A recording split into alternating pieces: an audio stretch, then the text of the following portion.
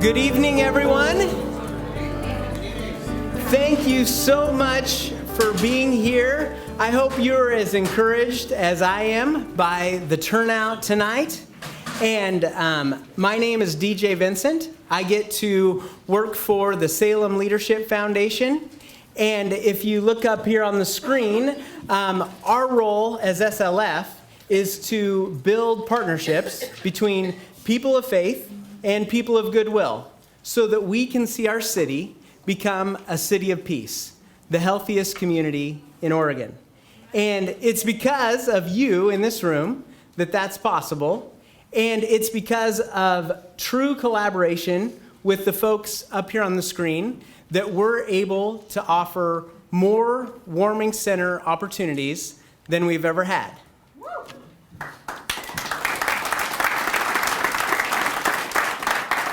So we'll talk in detail about each one of these partners, but I first want to thank the First Presbyterian Church and Rob Thrasher for hosting us tonight.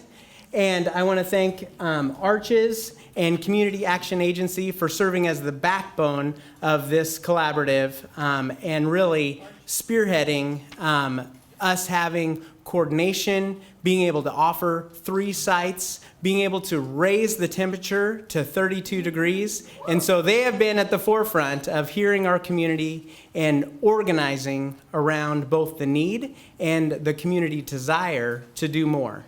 So if we go to the next slide, here's what we're going to cover tonight. We're going to look at what is a warming center, our nightly schedule. We'll look at volunteer job descriptions, volunteer expectations, what the health and safety tips are, what we expect of our guests, and then how do you get signed up each time. So next, the population that we're looking to serve are those who aren't already sheltered. And we often talk about it as the 3 Ps, those who have pets, people with partners, and people with possessions. Honestly, we're hoping that folks would access our great partners at Union Gospel Mission, Salvation Army, but we're all aware as a community that we don't have enough shelter beds, and there are consistent barriers for some folks to access those shelter beds. And we as a community are coming together and saying, when it's cold, we are going to meet the needs of those folks. And it says it right there, our mission is to save lives. There are a lot of amazing churches and organizations in our community that are doing recovery every day of the week. They're doing development every day of the week. But still we have these crisis moments where we need to step up as a community and say, no one in our community is going to die out on the streets because they're cold. One quick story, I've been involved in this effort for 4 years, and the first year I was involved with it, I had just met a friend who had just become homeless, and he had just made, some bad decisions, and he was really down in his health. He was sick, and he was able to access, 4 years ago, the warming center most nights. And I was seeing him there, and I was so excited that resource was there for him. And I don't know if he would have made it that particular winter without churches opening up and Arches providing the support for us to have a warming center 4 years ago. And that particular person, I've seen him get a job. I've seen him find a place. I've seen him get married. And I've seen him become a leader in our community. Again, someone who needed the people in this room to step up and to save his life that particular winter. So, new this year, for 3 years, we've been working with churches to open basically one site at a time. And we have been able, in some ways, to meet the community need because we had a big building over at First Christian, the Energy Building. Good news for the community, that's going to be a charter school, and it's going to have a great use, but that's not it wasn't good news for the warming center team. And so, people got creative, and we realized we needed to open more than one site at a time. And so for downtown, every time we activate, Salem First Pres, where you're at today, is going to be open. And then South Salem Friends Church, way out south, is going to be open. And then Church at the Park, which is a community building that operates to meet the needs of homeless folks on the southeast side of town, it's going to be open. So if we turn to the next slide. So those are what we call fixed sites. And new this year, again, last year we basically only did multi-night activations where it was going to hit 27 degrees for multiple nights.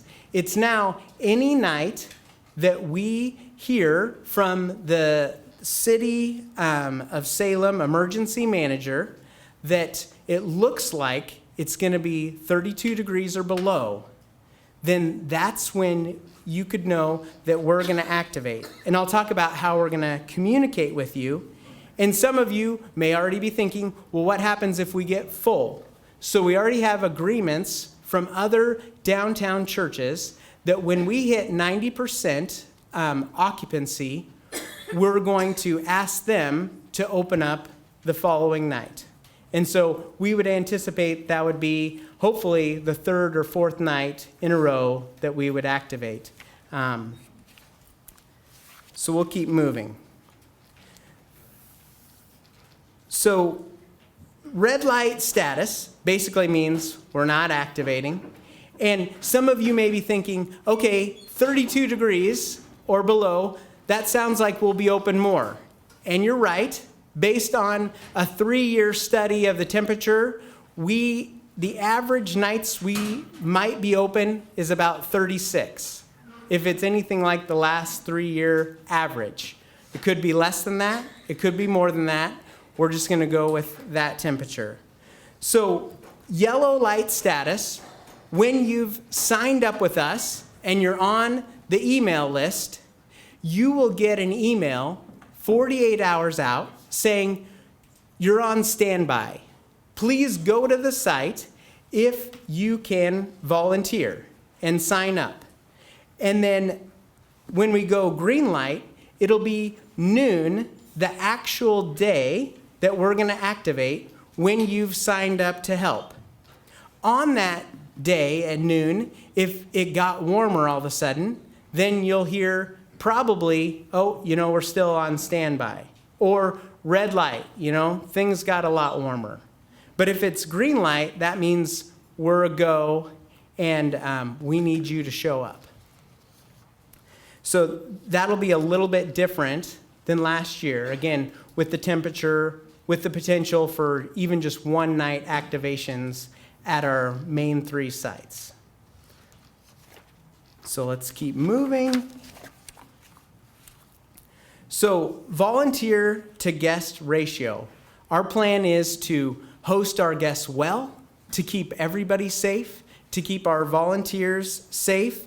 We will be working with the fire marshal at all of our sites to have the recommended occupancy, both sleeping, and we can have an occupancy around those who are sitting. And so you can get an idea of ballpark numbers. For the 3 sites, on shift 1, we would need a total of 18 volunteers, shift 2, 13 volunteers, and then shift 3 back to 18 again. And again, if you're thinking what's required of me, basically as a general volunteer, your requirement is to come to this training, hear the expectations and responsibility, and say, I can do that. You don't necessarily need to have other certifications around CPR or first aid. We wanted to clarify that. Again, we're trying to give you a general idea of what the volunteer hours would be. Could I get those who are veterans to raise their hand? Raise your hand if you have helped in a warming center before and volunteered. Thank you so much for already doing that. Also, thank you for giving your time tonight, even though you've already been trained once, coming out and getting the most up-to-date information. And we're going to have a lead training after this for those who are currently tapped on the shoulder as leads, or those who want to hear what a lead does. Our goal is to have consistency across all 3 sites, all 3 shifts, and in everything we do, so that you can depend on that as a volunteer. So you can see the hours there. We're hoping not to burn volunteers out because we anticipate 3, 4, 5 nights of activation. And so we want you to be able to come out, volunteer, do a great job, feel good about it, and maybe come back the next night and do the same thing, rather than asking people to stay up all night and then you're pretty much done for work. You're not going to come back the next night. You can see the lead volunteer has different expectations. You'll see that going through. There's a little bit more asked of those leads. All right, so let's keep moving. So general view, believe it or not, even though this room is full tonight, we're probably at maybe 140 people trained. With our list of people who've been trained in the past, we're probably over 300 people. On a given night, people can have a lot of different, you want to have a life other than Warming Center. I know, it's crazy. But it's hard sometimes for us to fill all these volunteer spots. And we're asking for more volunteers than ever. So I want to clarify, our goal is that everyone would have been here who's going to volunteer. But if a person has not been through the training, but they have a will to volunteer, we're creating space in the very first shift of a night that lead volunteer will be ready to do a mini training. And what we're going to ask that person to have done is to have watched the video. Thanks so much to CCTV, who's here videoing the presentation tonight. They're going to, make a video look pretty for us and make it available on the Community Action website. And then we would ask, if you have friends who couldn't make it tonight, we'd ask them to watch that video first and then come early on the first shift and kind of walk through with the lead volunteer. So then the first shift, the regular volunteers arrive, they meet their lead volunteer, they sign a waiver so that you're not frustrated. Each site, you'll need to have a waiver on file. So if you volunteer at one of the 3 different sites, they need a waiver on file there. They'll review the job description for the night, kind of find out who's on their team and what the specific roles are for that site.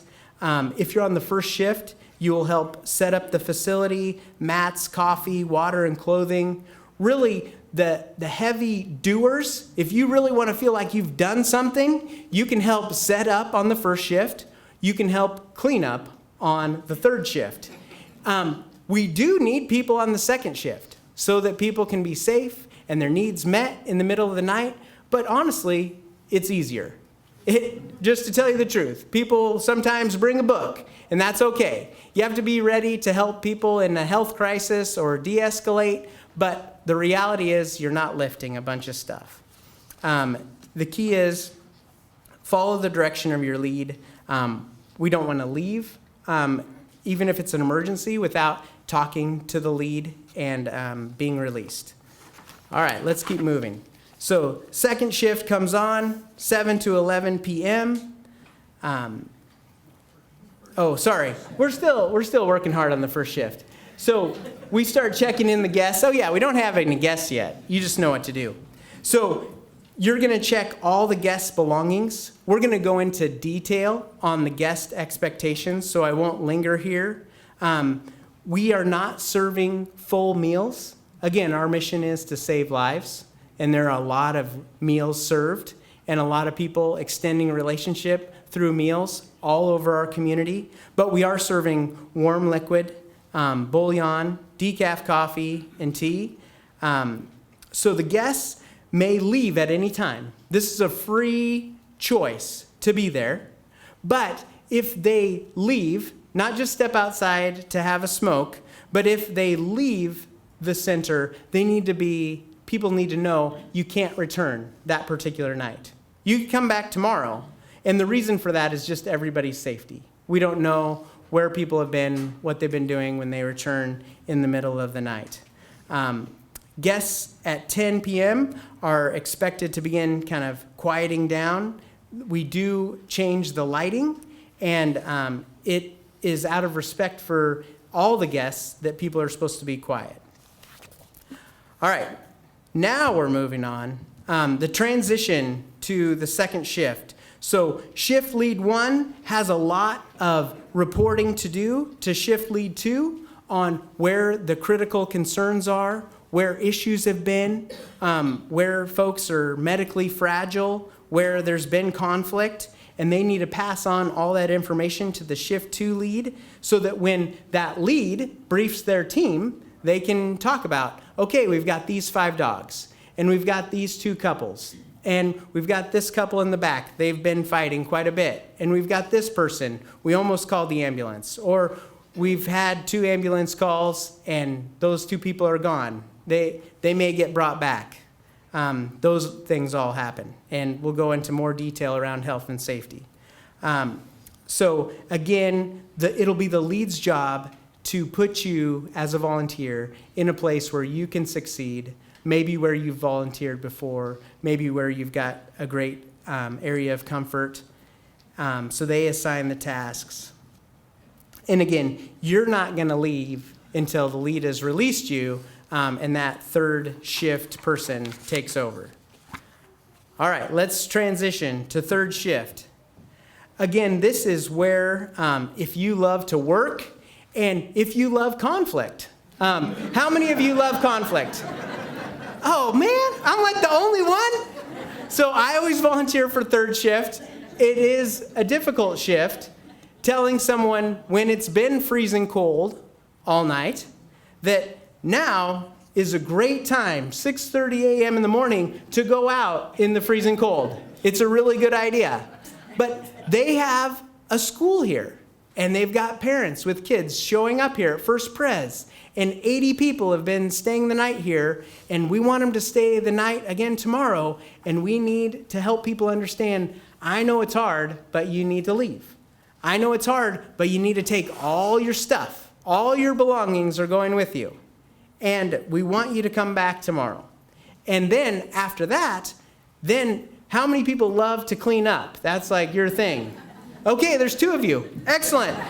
So we're going to clean up all 3 sites in a way that the church is going to be really happy that they're hosting a warming center, that it's going to be clean and it's going to be ready for them to use. And so there's a lot of cleanup that happens. All right. So if we go to the next slide, this might be my last one. Excellent. So I'm much better at just talking than actually following the bullet points. But the warming liquids will be available at South Friends Church. They're serving breakfast. So, if you have people who are super mobile, if they want to go out to South Friends Church, that would take pressure off of down here, and they could get breakfast. And remember, we are emphasizing relationally with guests that they need to take all their belongings each night. We can't start keeping stuff. And then we're cleaning up everything and putting it away so that we're ready to do it again the next night. So that's the general overview in the schedule. And it is my honor to introduce you to Amy, who's going to cover your volunteer job description.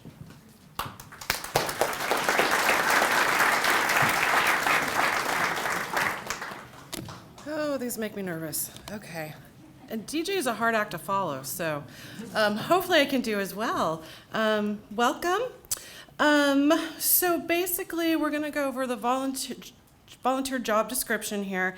And basically, we're going to just kind of the basics, because there's a lot of on-the-job training when you come in, because you never know what you're going to get. So it's an adventure. So as DJ kept asking questions, if you like an adventure, the Warming Center is a great place to come and volunteer. So basically, we need all of our volunteers to comply with the rules of the Warming Center.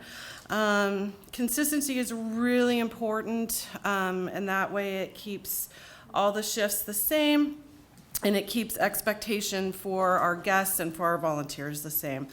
If you're having trouble following the rules and maintaining them, unfortunately, we may have to ask you to not come back, and we don't want to do that because we appreciate your help so much. You're gonna, again, as DJ went over, we've got the 3 shifts. When you come in for each shift, make sure you find out who the lead volunteer is. They'll usually be here before you are, so that you can meet them, they can meet you.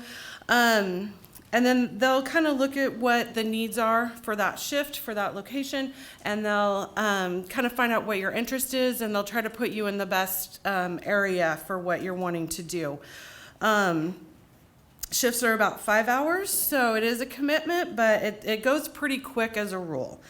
So prior to that, as far as responsibilities, attend the volunteer orientation, which you're all doing right now. Again, DJ mentioned the volunteer confidentiality policy and waiver agreement. We'll ask you to sign that again at each location if you're at multiple.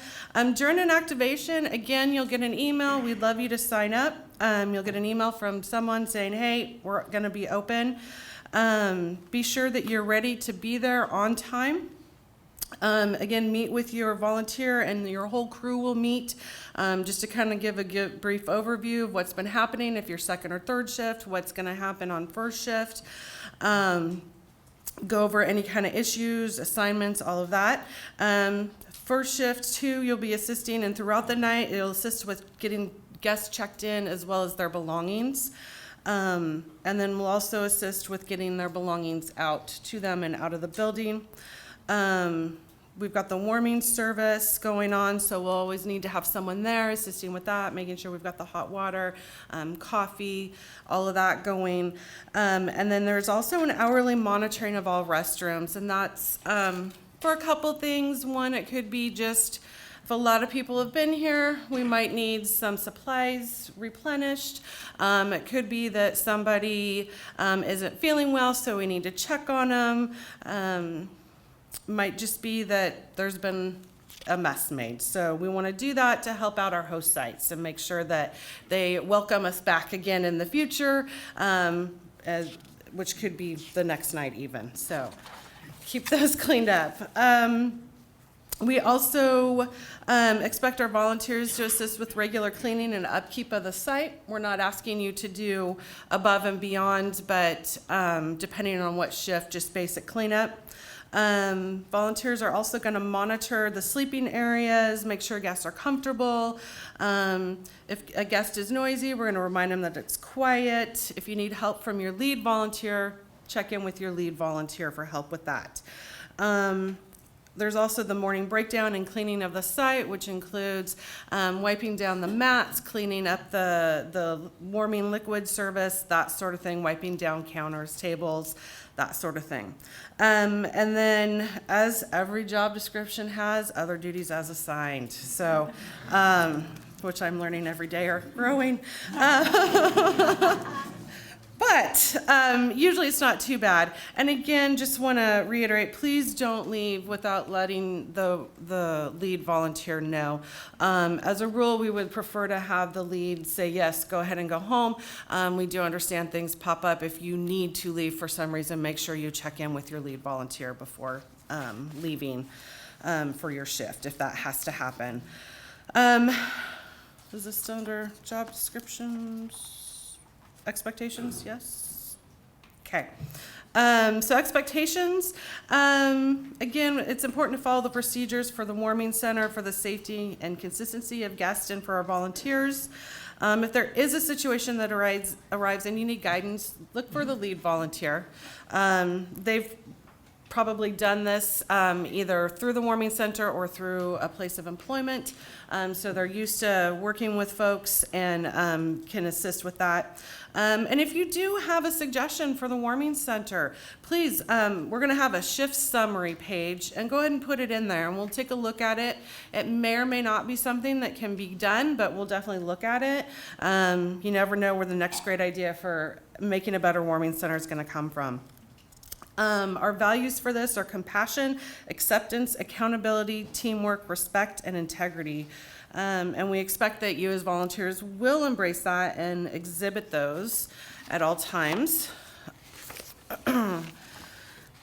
So we also have the confidentiality piece. So it's really important to gain and maintain the trust of our guests that are using the warming center, that we maintain that confidentiality. If you violate that, we are going to ask you to not volunteer anymore. But it's basically to protect the guests, and we want to treat them with dignity. We want to protect our folks that are our volunteers that are coming in. Again, trust among your other volunteers, not just the guests, and then just to continue that into the future. Boundaries. So we do expect that all who participate in the warming center are going to conduct themselves in a friendly and professional manner when interacting with guests. So definitely want to be aware that there can be a perception of favoritism, and that does not work well for the guests that come in, as well as the community as a bigger picture. We want to treat all of our guests equally and with respect. We also want to make sure that volunteers have clear boundaries when working with our guests. When you're volunteering and interacting with the guests, other volunteers, we expect that respect is given and received on all sides. So not just you towards other volunteers, you towards the guests. We're expecting that the guests are treating you respectfully as well as the other volunteers. And if conversations become unhealthy, they need to be redirected. And while it's not on here, if you ever need help with that, go to your lead volunteer and they can assist you with that. Volunteers should never give or loan our guests money or personal items. Take guests home. Please don't transport them in your vehicles, or tell them where you live. You want to provide or offer, offer transportation anywhere. We don't want to be giving out any guests or any gifts to any guests. And we don't want to give, receive, or exchange personal phone numbers with a guest. Also, we don't want you to enter into a relationship where money or services are exchanged as a result of a connection with the program.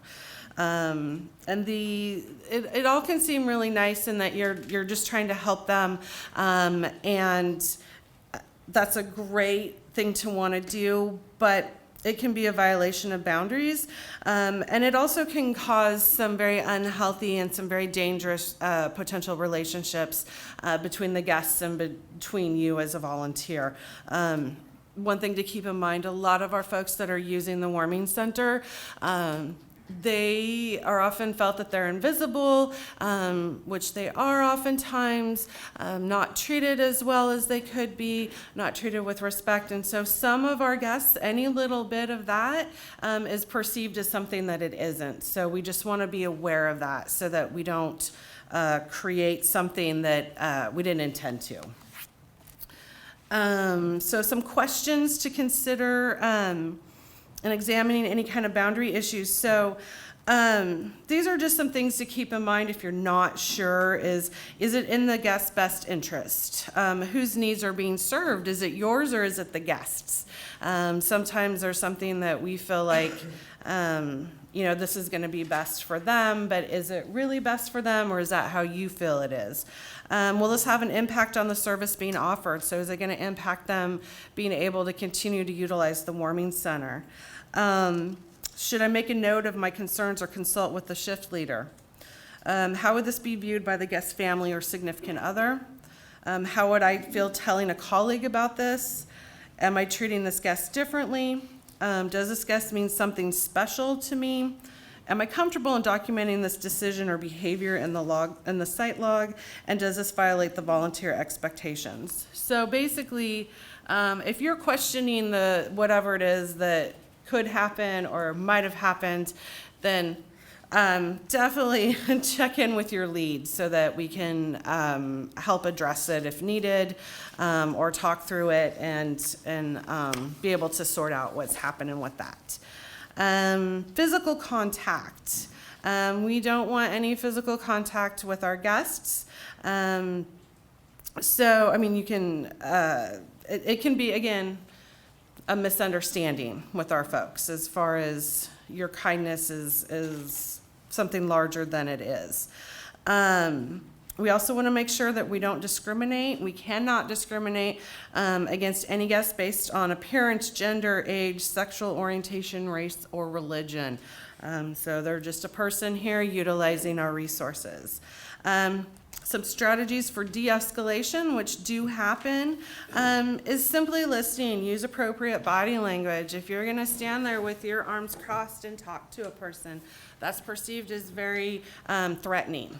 Hands behind your back can too, especially if they've experienced any kind of hospital stay, especially if it's a state hospital or a mental health ward in a hospital. If somebody comes at you with their hands behind the back, they probably have a shot to give you to calm you down.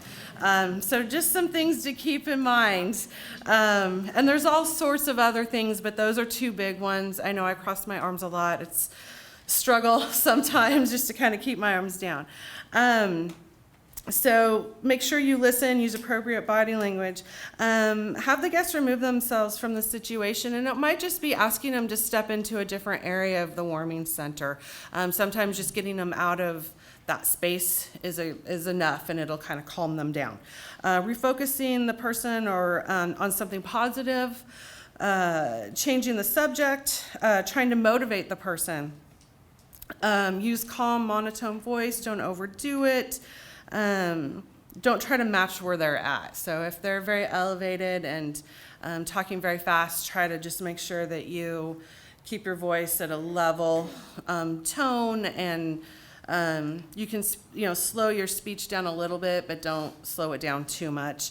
Give them choices. As simple as, if you want to stay here, I need you to stop doing whatever it is. It's your choice. You can stay here and you can be warm, or you can go and you're going to have to unfortunately be out in the cold, and I don't want you to be out there. So things like that, choices, and it's on what they choose to do. And then setting limits. So what is the limit? What is kind of what the end is? What's the limit that we can allow for that? So that's the basic volunteer. So onto the lead volunteer job description. So if any of this does sound interesting, stay afterwards and we can talk a little bit more about it. So the lead volunteer is the person who's responsible on each shift. It's specifically trained in all areas of the warming center activities. And then lead volunteers on first and third shift will be aided for a couple extra hours by a site representative. So that'll be somebody from the location that the warming center is at. They're going to be familiar with the building. They're going to kind of be able to give you some ins and outs if there's something that pops up. Again, for leads, the shifts are 5 to 6 hours. It just kind of depends on which shift you're on. Responsibilities for a lead volunteer. It's essential that as a lead volunteer, you comply with the procedures of the warming center and guide your volunteers to do the same. Again, consistency with how we're implementing all of our rules is important, and an understanding of that process.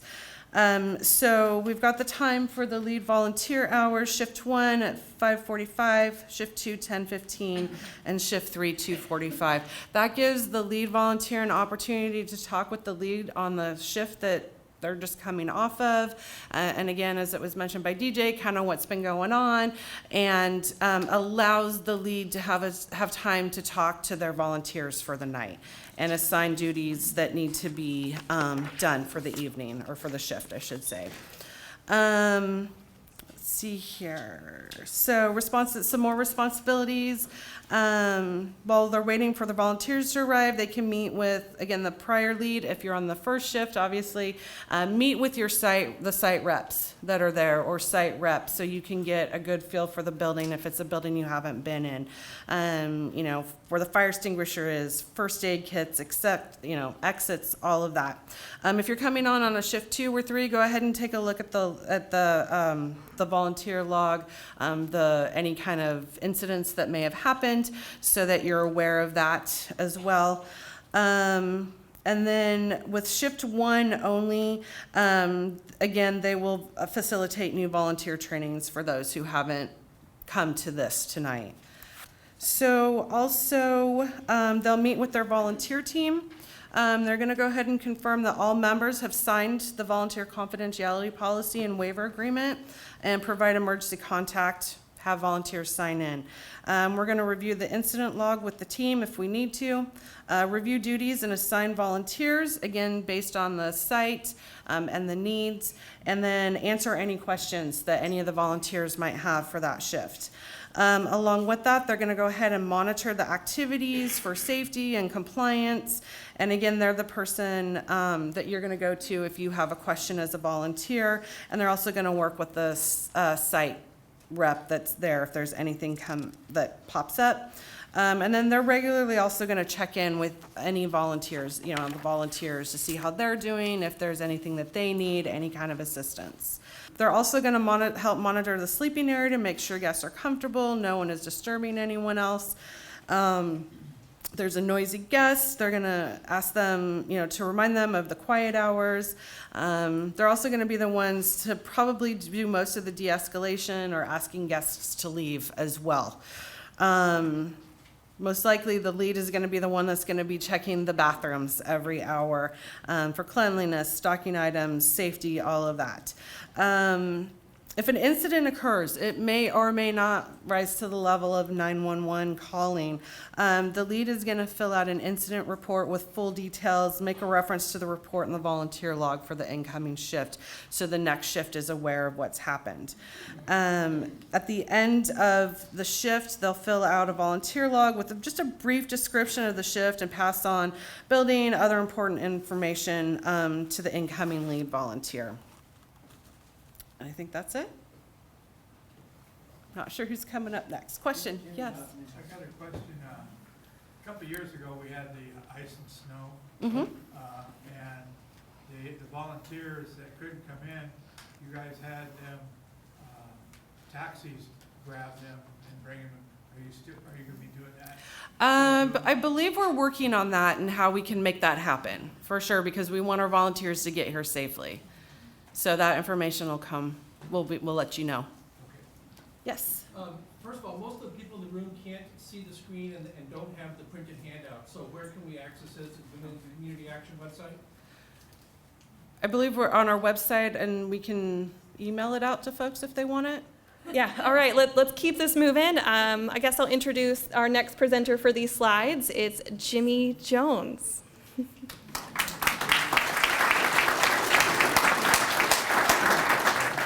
Well, good evening. My name is Jimmy Jones. I'm the director of the Arches Project here and the interim director of the Community Action Agency.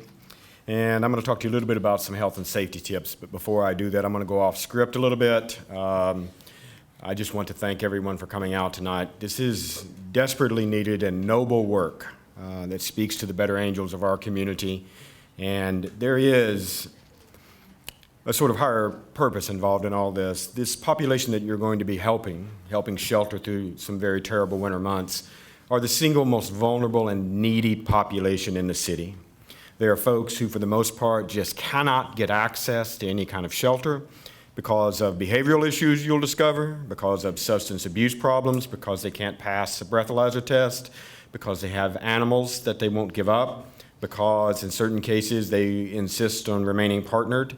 But in most cases, it has to do with substance abuse problems and mental health issues, which are in the downtown corridor primarily. Most of the population will come from that particular area for these warming centers.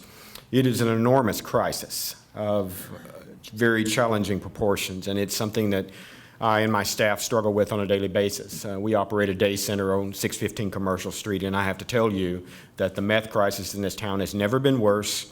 The mental health crisis for the homeless population in the downtown core is an enormously difficult thing for us to cope with on a daily basis. So this is both noble and very desperately needed work, and we just sincerely, from the bottom of our heart, appreciate all of you coming out and willing to participate in this exercise. And we are attempting something, frankly, that has not been attempted in this city before. I mean, we looked at our warming policies going back for years, and there was an enormous amount of interest to expand those into something that looked like the rest of the communities in the state of Oregon, especially here in the Valley. So by pushing that temperature up to 32 degrees, we're responding to not only client needs, but also community expectations of my agency and other agencies that we are able to, to end as much suffering as we can over the course of that winter. But on top of that, this is not something that my agency or any agency will be able to pull off on their own. Expanding that warming definition to 32 degrees is going to considerably increase the number of nights that we are open, and it's going to considerably increase the amount of work and help and assistance that we need in order to be able to successfully pull this off. So this is sort of a challenge and an experiment to see if this community can support this level of commitment to end suffering through the course of the winter. And I hope and pray that we'll be able to deliver on that. I've been tasked with talking a little bit about health and safety tips. I want to reinforce a couple of things that have already been said. Your leads in this exercise are people who have done this work before. They've worked with this particular population that I've talked about. They have manned, in certain cases, Russ there in the back, for example, the warming centers for multiple years. They have done this work on a daily basis, like my outreach coordinator, Ken Houghton, who's here somewhere, and he was there, and he's journeyed into the back. Those are the kinds of individuals who are going to be the leads in this exercise. They have particular experience working with this population on a daily basis. They know what they're doing. And when you are in a situation where you have a question, you have a concern, you have a moment of uncertainty about what to do, these rules and these guidelines and these regulations and all the PowerPoint and all the talking points and all that are just fine until you get there that night, and then you have moments of indecision. And that moments of indecision can almost in every single case, and I have worked warming centers in this city, in Portland, all over. Those moments of indecision are almost always pretty simple things that your leads can solve because they've dealt with it repeatedly over and over again. So let's just hit on the high points here. I'm not gonna get into the body of the text on that screen. Most of you can't see it from where you're sitting, but you'll be able to access it by printing it off later. And most of it just reinforms what you see there bolded. Smoking, we don't allow smoking inside the building, and that's going to be a challenge in a lot of cases because almost all of these individuals want to smoke or need to smoke or have been smoking for a very, very long time. One of the things that is necessary in every one of these locations is that there's a designated smoking area outside, and if somebody needs to go smoke, we allow them to do so. We allow them to do so for a variety of reasons, but the biggest one is that it is a stress reliever. It is a de-escalation exercise, regardless of the fact it's unhealthy, and let me tell you what, it's unhealthy. It is one of those things that draws down the tension levels in a warming center or a day center or any population that is consistently smoking. If you're suddenly saying, well, you can't smoke in this facility, you're going to have a lot of problems. So by allowing access to folks to the outside so they can go out and smoke, it's a de-escalation tactic, but we do not allow them to do it inside. Drugs and alcohol, we don't allow them. We have an entry protocol and procedures where we get people to give up their possessions. If they are in particular need of holding on to something, we have a separate protocol where that individual usually just steps to the side and the lead kind of investigates whether or not it's safe to allow them to have those particular items. And many times people try to stash drugs or stash alcohol. My staff deal with this on a daily basis. We either require them to go outside and throw it away or to surrender it, which we don't keep it. We usually just throw it away ourselves, something of that nature, but we do not allow those things inside the facility for obvious reasons. That doesn't mean that you won't find drugs and alcohol inside these warming centers because people are extraordinarily creative in the way that they hide things. And by creative, I mean they're going to hide things in places you're never going to look. So, and we laugh, but that's every day, all day. But when we do discover it, we require them to give it up. Now, in addition to drugs and alcohol, the other common thing that people will hold on to are weapons. And by weapons, and I don't want to scare anybody because there's no rash epidemic of homeless people anywhere attacking the housed population, no epidemic of homeless individuals hurting people who are trying to help them in terms of these warming centers. In fact, it's almost unheard of. But people keep weapons because they need them to stay safe outside, so they're very, very reluctant to give them up. So they'll stash them in all sorts of places, but we try to keep those possessions away from them, and when we see them, we seize them immediately, or we ask the person to leave. And I had that happen to me several times last winter, and almost in every occasion they were willing to give them up, or go a couple of times. That did happen as well. I had one gentleman who had a spear. it was a man-made, homemade spear. In a sense, it was a knife with duct tape around the end of it attached to a long pole. He was carrying that around town with him. We did not allow that entry into the building. He wanted to know what I wanted him to do with it, and I said, I don't care. It just can't come inside. He ended up hiding it outside in the bushes somewhere, and so, we sort of allowed that to pass without incident. But knives in particular, especially for the female population, is something that they use to keep safe. What you will be stunned by, if this is the first time that you've ever done this work, is a large number of women accessing these warming centers. So my background especially is designing homeless systems and doing data analysis on the homeless population. And what you have in Salem is 50% unsheltered female homelessness. So the weapons are just universal, they're endemic, they're everywhere. So we try to get them to give those up as they come in, and that's never really been a problem, but we certainly do not allow them. At the bottom of that, you'll see conflict. We want to avoid that in every possible case. Ken, did we have a fight last winter? Nope, we did not. And the reason we didn't have a fight last winter was that we did a really good job in preventing them from happening. And the way that you do that is we de-escalate conflict. Now, if you're new to this and you're a little uncertain about it or a little bit timid and that sort of thing, I would certainly just encourage you, anytime you see something that's about to kind of get out of hand, and you can get a good sense of that pretty quickly. You can tell when the tension level between individuals is changing. Their body posture changes, their tone of voice, their level of speech changes. Hand those things off to the lead volunteer because they've dealt with it many times before. So we try to avoid calling the police. We try to avoid calling 911, but when it's necessary to call 911, we're going to do it. Now, I don't think, how many times, Ken, did we do it last year? I don't think we called 911 last year. I called a couple of times for people to report crimes for them that had happened to them on the way to the warming center, but we didn't, Yes, we called 911 for some medical emergencies, and there will be those. We had several of them last winter. But again, just defer to your lead volunteers, and generally everything is cool there. Medications, this one is a harder one because people are very reticent to give up their medications because why do you think that's the case? Not only do they need them, but they have a long history of those things being stolen from them outside. They can't leave them in their tents, they can't leave them in their bags, they can't leave them on their bicycle, so they're very, very unwilling in some cases to give up their medications. And that's usually just a conversation frequently the lead volunteer can have with them if necessary, and we require those to be checked into the bagging system that we have there. And that's always worked pretty well. Every once in a while I'll get a question from a client, I really need to take this medication at 2 a.m. I'm supposed to, and I've got to get up in the middle of the night, I got to come in here, I got to get access to my bag so I can get that medication. And in that case, okay. We will go in there with them, they can check the medicine out of their bag, they can take the medication, but then the medication has to go back into their bag for obvious reasons. Medical emergencies, we're going to call 911 pretty quickly whenever we think anybody is sick or in a state of distress. Now, I've had a bunch of these over the course of my career. A lot of times, the population that we're going to be dealing with is not very healthy at all. I spend a lot of time, again, in that statistical analysis stuff, and I refer to the homeless population as a percentage of it that's chronic. So in our community, the chronically homeless population is about 35% of the total homeless population. That's 20% higher than the national average. So by chronically homeless, those are individuals who are not only been homeless for a year or longer, but they have a mental health problem, a substance abuse problem, or a physical health problem, and for many of them, they're going to die in their early 50s because they just cannot get the medical care, they can't get housing, they can't get the help that they need. So many of them are pretty sick. Last winter, Ken and I had one client who, I think it was the first night of the activation, Ken.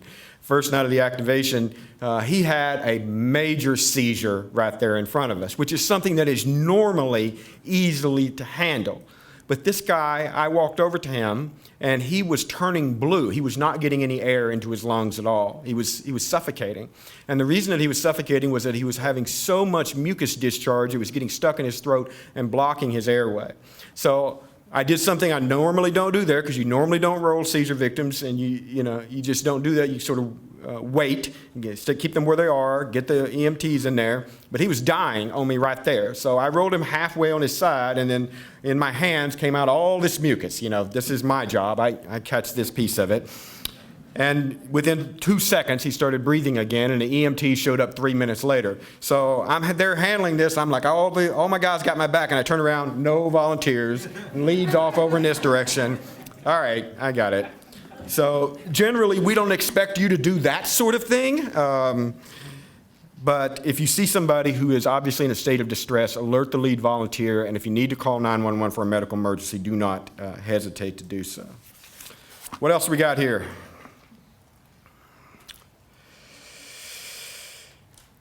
We are not in the practice of giving out any kind of treatment except basic first aid, and in the case where you're trained to do so, CPR. We're not going to administer any medicines. I have a very strict policy. I don't even give people aspirins or Tylenols or Excedrins or thing of that nature. You know, that is outside of my purview. There will be repeated requests from clients, from people who are attending the warming centers. Hey, do you have an aspirin? Do you have this? Do you have that? And the general safest practice is to say, no, we don't have those sorts of things. Again, sort of reserve those sort of medical treatments to medical personnel and things of that nature. What else do we have? Next slide. Assisting people with disabilities. Many individuals in this particular population have a disability of some kind or the other. A lot of them have physical disabilities. Some people don't have the ability to be very mobile at all. Some people are missing limbs. There are other types of disabilities in terms of cognitive disabilities that make it difficult for them to navigate physically, geographically, that sort of thing. But generally speaking, we do everything that we can to make sure that anybody who has a disability can get access to our facility. It's absolutely critical that they do so. So we will provide assistance in terms of, moving wheelchairs around, helping people into elevators. I will walk people down the stairs frequently sometimes if I think that there are a falling risk. And that doesn't just apply to people with disabilities, but it also applies to people who have enormous substance abuse issues that just happen to come into the warming center that night. One of the things you're going to find, especially when it gets pretty cold and closer to Christmas, which is, frankly, one of the most traumatic seasons for the homeless that you can possibly imagine, is that the amount of alcoholic consumption goes through the roof. So a lot of people will show up in just fantastically inebriated states. You wondered how they even managed to find the warming center, much less enter the building. So a lot of times we'll walk those individuals down the stairs, and I'll walk in front of them in case, they stumble or something of that nature. But we need to make sure that whenever we can do so, that this situation is adequate and appropriate to the need level that we're assisting. Next page, animals. Oh, this is going to be a problem. I struggle with the animal issue because I understand it. People need companions, and a lot of times people's trauma response is greatly improved by having access to dogs in particular. A lot of women in the camps keep pit bulls with them and other similar breeds for safety measures to keep them safe because they've been so repeatedly attacked over and over again that the dogs are actually their best protection. We do not allow animals in the warming center to roam free. So when any animal enters the warming center, we will crate them up for the night. We try to, in certain cases where people have expressed anxiety, to make sure that person is sleeping as close to their animal as they possibly can. You'll see a few people there that continue to kind of visit with their animals and that sort of thing. But again, defer to your lead volunteer whenever there's sort of a question along those sorts of lines. Communicable diseases, safeguarding procedures. Frankly, you need to assume everyone is sick and that you're going to get sick if you are touching any bodily fluids that they may have. That's the safest practice. I assume that every day. Doesn't mean that I always successfully follow it, but the hepatitis C rate, for example, among the homeless population in the city of Salem is 17%. And we know that because we do such close data analysis of all of our interactions. So you need to assume that any contact with urine, blood, feces, anything of that nature is risking infection. And so do what you can to keep yourself safe. Do not contact those bodily fluids. If you see somebody who has defecated on the floor or urinated on the floor, alert your lead volunteer and they will be trained with how to deal with that particular situation. And it is not uncommon, I will add as well, it's not uncommon to see some of these clients who have lived outside for 10 to 15 years be in states of enormous sort of just hygiene need. It's not uncommon for folks to be wearing pants that are heavily soiled in fecal matter and things of that nature. So I realize that's a disgusting subject and something most people would rather not talk about. But again, getting back to that earlier comment about not touching people, this is not only for their safety, but it's for your safety as well. So try to avoid that sort of thing. There have been a couple of times where I've had disabled individuals where I've pulled up pants and things like that for men who were struggling to get clean and things of that nature. But that's my job description and risk that I'm personally taking. And I would encourage you to defer to your lead volunteer. Another reason not to touch people beyond that. Every one of these individuals is living in enormous trauma that is so difficult for the most of the population to understand. And so their trauma responses are frequently triggered by what we would consider to be compassionate pats on the back, anything that breaches that bubble of protection that they have around them. Many of them regard that as a trigger. To many of them, that's a direct threat to their physical safety. So you don't want to do those sorts of things. A few years ago, I had a volunteer who wanted to hug every single individual as they came into the warming center. And I kept reminding them not to do that because, it's traumatic for the clients. They don't want to be touched most of the time. So please avoid that kind of behavior for a lot of different reasons. You'll see, issues with blankets and pillows and that sort of thing. And so we do not allow outside blankets to be brought in for this particular reason, among some others. Another reason is that it's very easy to stash drugs in them and that sort of thing. So I am pretty, in a lot of things, I try to be very client-friendly and try to be very trauma-informed, but the bringing in of outside blankets and pillows, that's one thing that I kind of draw the line at a lot with, and I make sure that those things are bagged and the supplies that we have on hand are used. Next slide. If building catches on fire, we all need to leave. Glad you're here, Jimmy. As quickly as possible. Don't sit around and observe it. Take photos for Facebook. Bad idea. And speaking of Facebook, it's okay to post, hey, I'm working the warming center tonight. I really encourage my other neighbors and other community members to participate in this way. It's doing something good for our neighbors, and it's something that you can feel great about. But don't take pictures of the clients. Don't take pictures of their belongings. Don't take pictures of the dogs. Anything that you're doing to kind of bring attention to yourself is the wrong reason to be here. If you're trying to attract others to come and help and assist in this very desperately needed work, then that's something we want to encourage. But again, be mindful of what you're doing and why. So if the building catches on fire, rule number 1, get out. Rule number 2, make sure you get the client population out. Number 3, we're going to call 911 so they can come and put the fire out. We ever had a fire? Okay. I'm running out of time. Is that what you're telling me? It's hand signals. Earthquakes, do I need to go over that? If the Cascadia event happens, I'm glad to have known you all. And I think you'll be greeted warmly in heaven by having participated in your last dying moments in helping shelter people who otherwise are going to be left outside. But let me tell you, if that thing ever really happens, I don't think this is going to help much. Death in the warming center. Seriously? I don't think we've ever had a death in the warming center that I know of, so this is something we all want to avoid for ourselves and for the clients. If some death does occur, we should call 911. It gets better after this, right? Guest expectations. All right, so I'm going to leave this to Ken.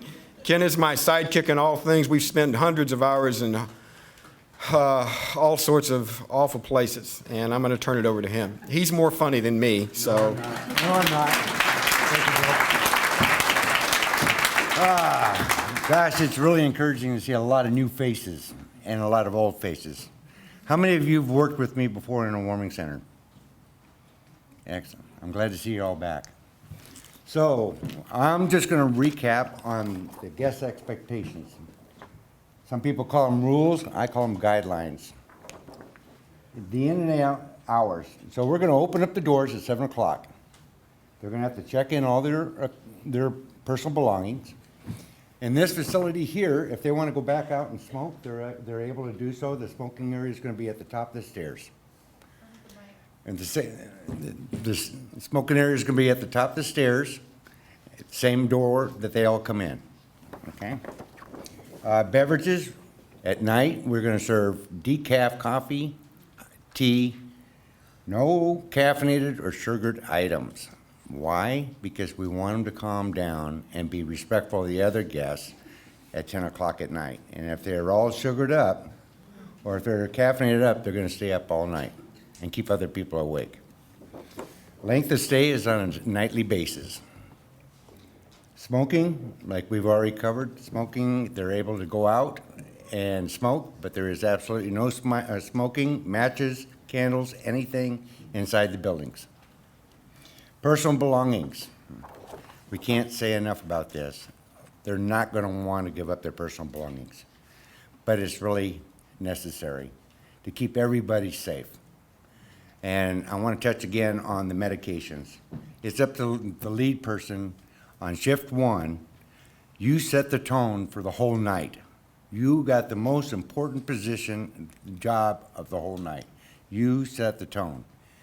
If somebody talks about not wanting to give up their medications, it's going to be on the lead person. Pull that individual aside and explain to them that they need to put their medications in the bag so it's safe. They don't have to worry about them getting stolen. And if they need to get their medications at a later time, to go to the lead person to get their medications. And that lead person will go back and get the person's belongings, bring it out so the individual can get the medications, and then take the bag back.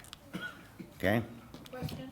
Yes. So if they want to go out to smoke, do they have to come and check their jacket out each time and then bring their jacket back and check it back in each time? So jackets, they're allowed to keep. Okay. Okay, and we don't search them. Okay, but their jackets are allowed to keep. Backpacks, they can't bring in their carts, all those kinds of things, sleeping bags and all that. That all gets checked in, but they get to keep their coats. Okay. Okay? Again, no personal bedding or belongings allowed inside. Everything's got to be checked in. Pets, again, will be crated, except for service and companion pets. Now, we don't check for paperwork. If they say it's a service animal, or if they say it's a companion pet, that's fine. That animal does not have to be crated. However, if that animal starts acting out, it will have to be crated or they'll have to leave. Okay? But we do not discriminate because they have a pet and they say we cannot single them out. We cannot force them to crate a service pet, a service animal. It's not a pet. Okay? And what about people that come in wanting to bring food and drink in with them? There's not going to be any outside food or beverages allowed. Everything is going to have to be checked in. Everything. So if they have food, they can go back outside before they check in for the night. When they want to turn in their property, they can go out there and eat it outside before they check in. But once they check in, all that has to be checked in their property. Okay? And they can get it the next morning. Leaving the facility, again, they're allowed to go in and out to smoke, but if they leave the property for any reason, and then they come back a couple hours later, they don't get to come back in. They can come back in to get their property, but they leave for the rest of the night. And that's on the lead person to enforce that. Nobody else. Okay? Alcohol, drugs, weapons are not allowed. If you see a knife or something like any kind of a weapon, or someone has a bottle of alcohol, notify your lead, and he or she could have the conversation with that individual. And if they decide they want to check it in, that's fine. Again, these are just guidelines. It's all about the behaviors, right? It's all about the behaviors. If they're acting out, we address the behavior. Okay? And quiet hours are from 10 to 5:30. You'll have some people that are going to be a little noisy. It's up to the lead and the volunteers to go over and see if there's something they can do to help them relax. Talk to them, talk in a nice, calm voice. Remember, a lot of these individuals are used to sleeping outside, and it's a very traumatizing thing to have to come in and sleep around people that some of them had robbed them, beat them up, done things like that, assaulted them, things, or just being indoors, cooped up with 80 other people is very uncomfortable for them. So they're going to be, might be a little agitated. So just let the lead and the lead calm them down, okay? And absolutely no sexual activity. Any questions? Yes. Minors. No minors. What about minors, Ashley? Hop up there, Ashley, to answer questions. Hey, thanks, Jen.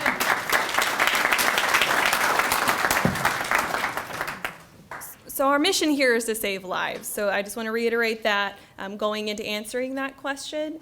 Our first hope is with a minor family is being able to contact a family designated shelter, which we are still in the final throes of being able to commit to. So information regarding a family-specific shelter hopefully will be coming out in the Volunteer Warming Network email later. We unfortunately weren't able to nail it down prior to this evening. If a family does arrive at your warming shelter, it is up to the lead to make space for them. For example, here at First Pres, there are alternative options in the back rooms for families. It's nothing that we're specifically promoting, but the biggest thing is saving lives. So we want kids out of the weather, we want parents out of the weather. Will it involve more intense supervision, making sure we're doing our rounds more diligently? Yes. And then following through after that evening with contacting Family Promise and other family designated shelters and facilities to get them into an alternative situation the next night. So that's the answer for like an immediate emergent, they show up. Like an unaccompanied 15-year-old girl is more what I'm asking about. The same process. We would want to put her away safely, make sure that's the lead will parcel out a space for her, and then we look into alternative options. Community Action is home to the first ever youth emergency shelter, and the contact information is in the binder that we can get a hold of and try to get them directed that way if they come early enough in the evening. Any other questions regarding the expectations before we go on?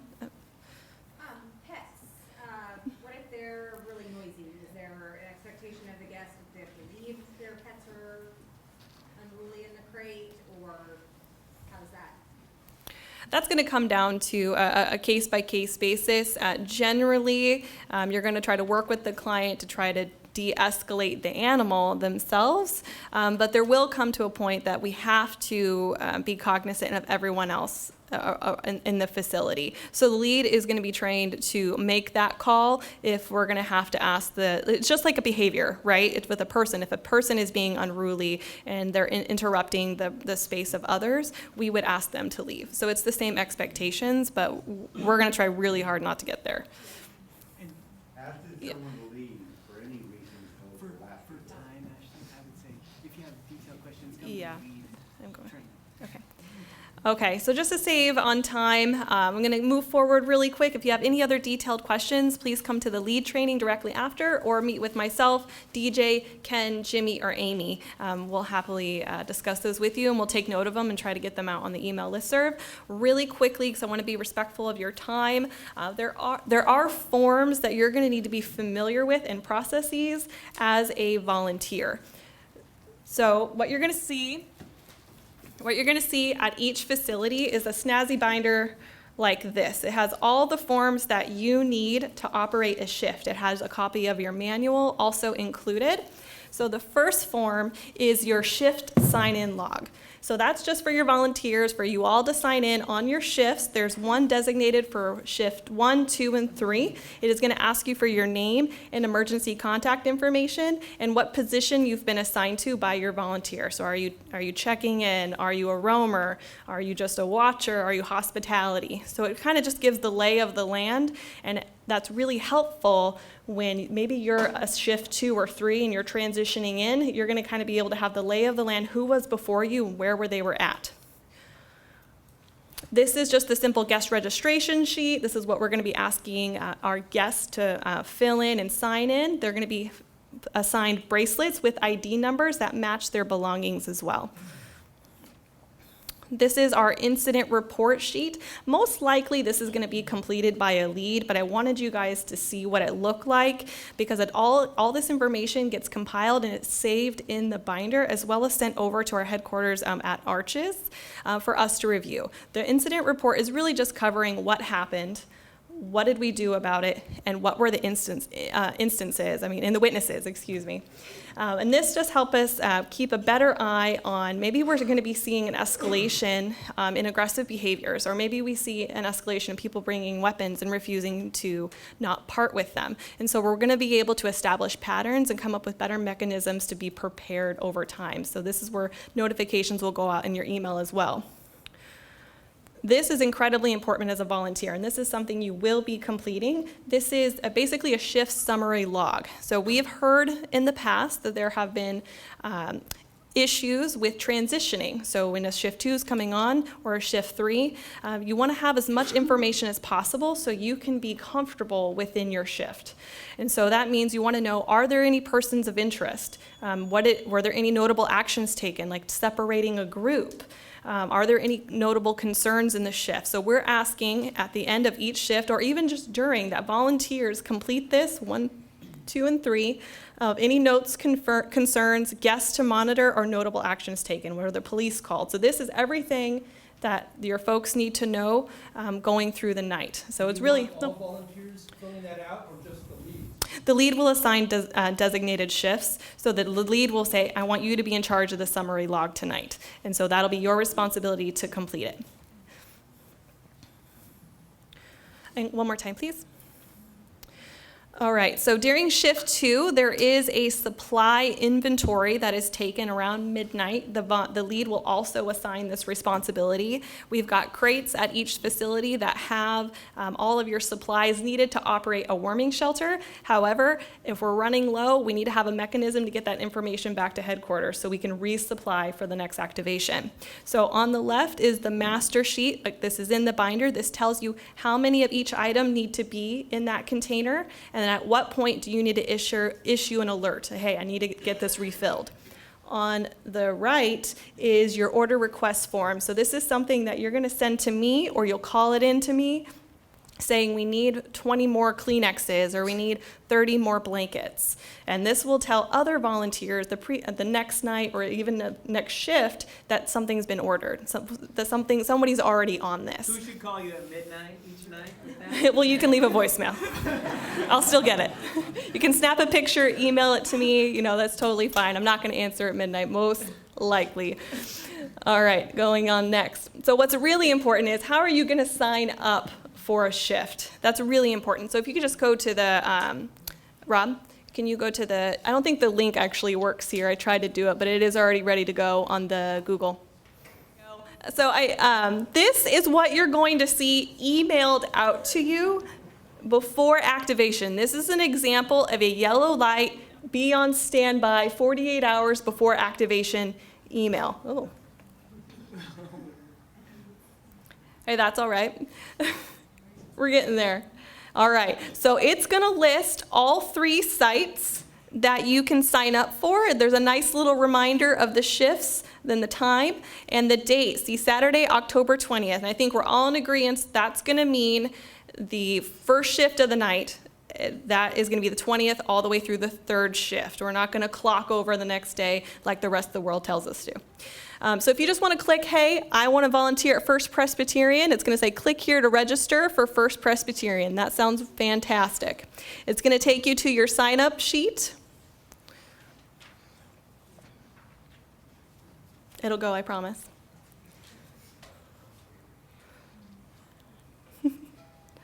All right, so it's going to give you options of your shifts to sign up for.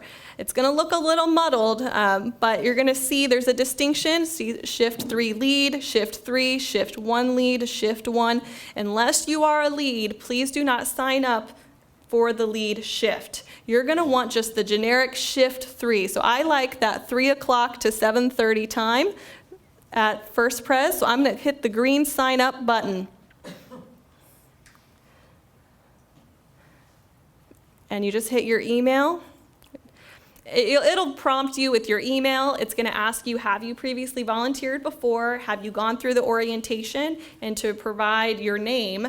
And that's about it. And then you'll be signed up for your shift. So this just told me that on Saturday, October 20th, for shift 3 from 3 to 7, I'm supposed to be at First Presbyterian. That is all going to be compiled and sent to your shift lead so they know to expect you the day of. And like I said, that was a standby yellow email. You're going to get a confirmation email the day of activation. That's our We're Going Green. It's actually happening. The weather did not change. Please arrive to the shift that you signed up for. I do want to reiterate, you can go back to the PowerPoint if you'd like. I do want to reiterate that this presentation will be provided on a link via the email listserv. So if you have not given us your email, if you did not receive email from us already, please sign up over there at the front desk. We're going to send this out with the link to CCTV, but it's also going to be compiled with the PowerPoint. So you're going to be able to zoom in and see those letters a little better. I think we anticipated those to show up a little larger than we thought. We are also building into each night of activation at 5:45 to 6:15. If you have any questions, if you've read the volunteer manual, which is also going to be sent out via email, if you've read the manual and you have questions, please sign up to that half hour before time. That's a great time to ask your lead those qualifying questions, to get reorientated with the specifics. That's why we built it in there, so you can become comfortable with the manual, you can ask those specific questions.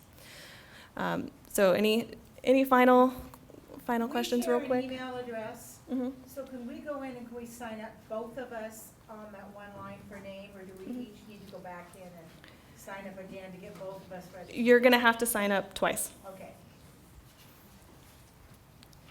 If there's somebody who hasn't come to this but wants to come and volunteer, then they sign up just through our website?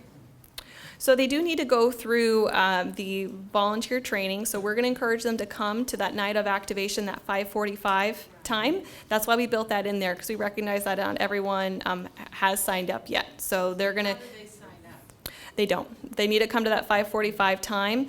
There will be listed, on our Facebook activation times, on our website. So if they hear about us, please show up, and then we can train you and orientate you at that time. We'll get your email address. We'll add you to the email listserv, and then they'll be ready to go next activation. It could be next day, but that's how we're just getting people orientated. The access point is 5:45.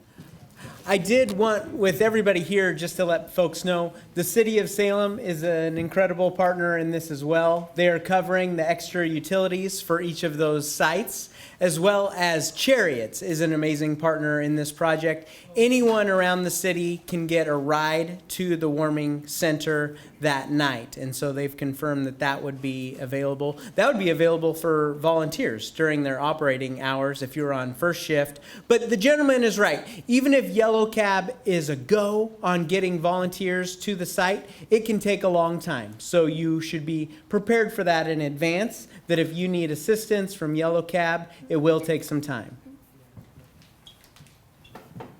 We should probably. So again, if you are a person with loads of questions, you can come to the lead time and be well informed. Otherwise, if you are very at peace with being a general volunteer, we would just say thank you, and we are going to see you later this winter.